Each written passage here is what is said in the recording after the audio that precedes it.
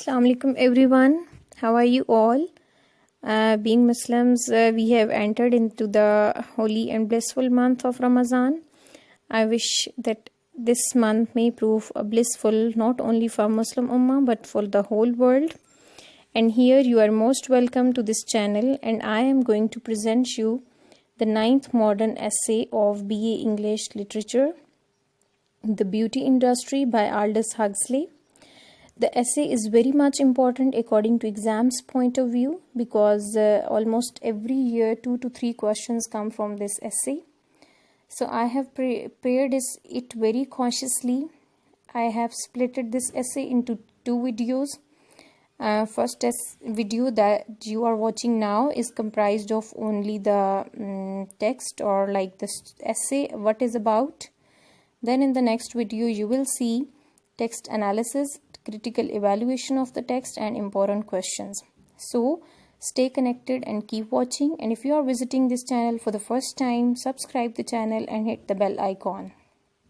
So let's move towards our essay.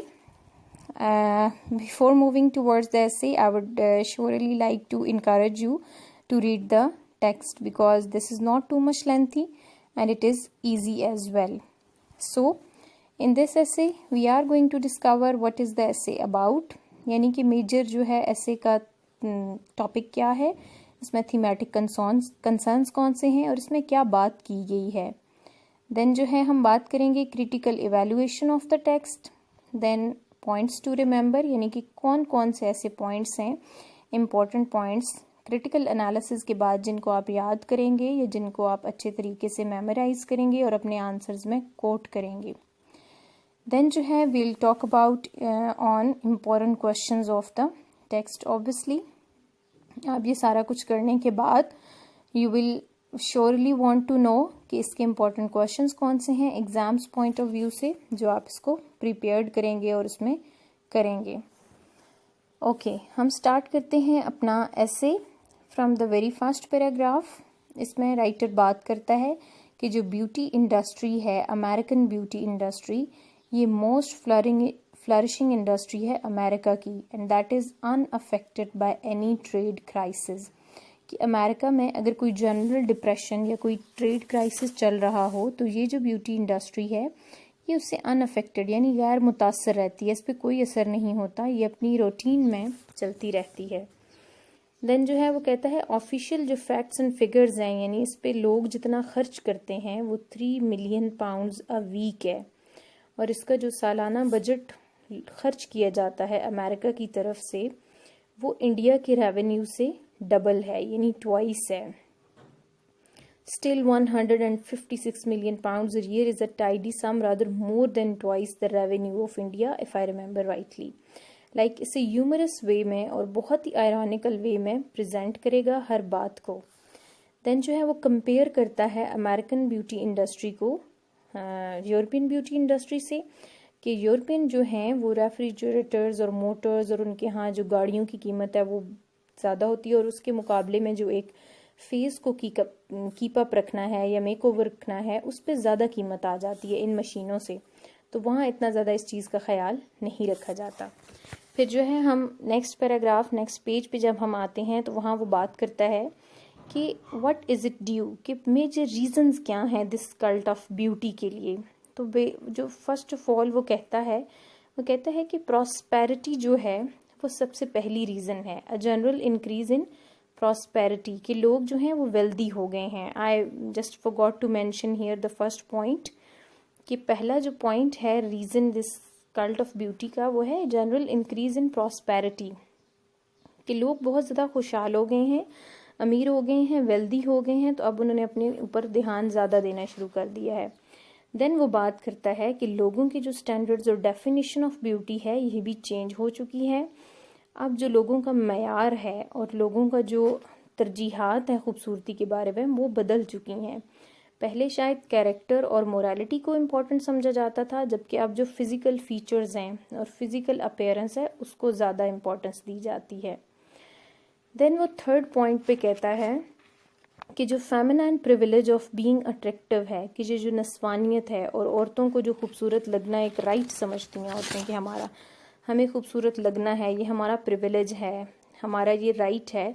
तो इस वजह से भी जो लोग औरतों के अंदर रुझान है वो बहुत ज़्यादा है। देन वो बात करता है 4th नंबर पे कि अब ये जो जर्नल इंक्रीज़ हो चुका है और एक ट्रेंड सेट हो चुका है ब्यूटी का, इसको देखते हुए ये तो हमारा एक्चुअल राइट ऑफ बॉडी बन गया है। और यहाँ बहुत ह्यूमरस वे में वो कमेंट करता है कि ना सिर्फ एक्चुअल राइट ऑफ बॉडी है बल्कि तो ये तो हमारी एक्चुअल ड्यूटी है। ऐसी ड्यूटी जो एक ज़रूरी हो, जैसे ऑब्लिगेशन बन गया हो, एक फरीज़ा हो कि हम जस्टिस डिमांड करते हैं अपनी बॉडी के लिए और अपने सोल के लिए। सो ये एक ज़रूरी सी चीज़ बन गई है जिसे हम छोड़ नहीं सकते हैं। Like this has become a compulsory part our life कि हमने खूबसूरत दिखना है। अगले पैराग्राफ की हम बात करें तो टेक्स्ट में वो बात करता है कि जो प्रैक्टिकल रिजल्ट्स इस मॉडर्न कल्ट ऑफ ब्यूटी के निकले हैं वो क्या हैं। वो कहता है कि इतनी ज़्यादा एक्सरसाइज मशीन्स हैं, मसाज हैं, हेल्थ मोटर्स हैं और ये सारे ट्रेंड एक सेट हो चुका है स्किन फूड्स और इंजेक्शंस के लिए, बाथ्स के लिए, पेंट्स के लिए। तो इसको अगर हम देखें तो ये एक ट्रेमेंडस सक्सेस भी है और लैमेंटेबल फेलियर भी है, यानी इसके 2 साइडेड रिजल्ट्स हैं।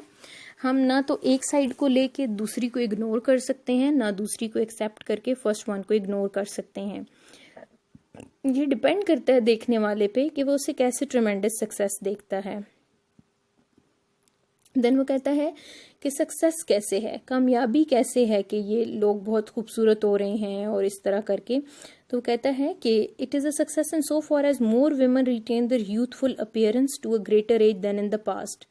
कि औरतें जो हैं अब बूढ़ी हो के भी अपनी जो जवानी की खूबसूरती है उसको रिटेन कर सकती हैं, कॉल बैक कर सकती हैं और हमेशा के लिए खूबसूरत भी रह सकती हैं।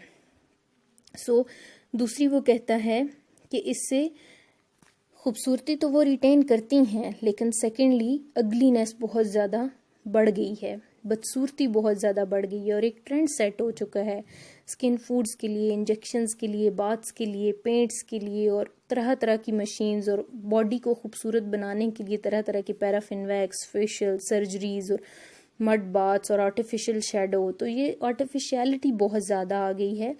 तो लोगों के अंदर एक कंपेन फॉर हेल्थ है कि एक जो मेकअप वाला फेस है वो ज़रा सा हेल्दी भी लगता है। तो लोग कहते हैं कि ये तो एक हेल्थ की भी निशानी है। So we are going to participate in a campaign for health, कि ये एक कंपेन है हेल्थ की, सेहतमंद नज़र आने की और सेहतमंद रहने की। देन वो बात करता है कि ये जो औरतें आजकल जो ट्रेंड एक सेट हो चुके हैं औरतों के अंदर, विमेन के अंदर, ख़वातीन के अंदर, और ये जो अपरेटस है मेकिंग का ये बहुत ज़्यादा जा ही रहा है अपनी ट्रेंड पे। तो ये जितनी खूबसूरत पहली हुआ करती थी उस रेट से कहीं ज़्यादा आगे निकल गई हैं और जो उनकी नेचुरल शेप और हर फीचर्स है विद और without surgical and chemical aid permits, क्या जो उनका नेचुरल फेस है जो वो इतनी केमिकल सर्जरीज से गुजरती हैं और केमिकल एड्स लेती हैं, क्या उनके अलावा वो अपने फेस को खुद भी देख सकती हैं और क्या उस चीज़ों के अलावा ये जो सर्जरीज करवाती हैं और इंजेक्शंस लगवाती हैं इनके अलावा जो है क्या वो still they can be called beautiful, क्या हम फिर भी उनको खूबसूरत कह सकते हैं?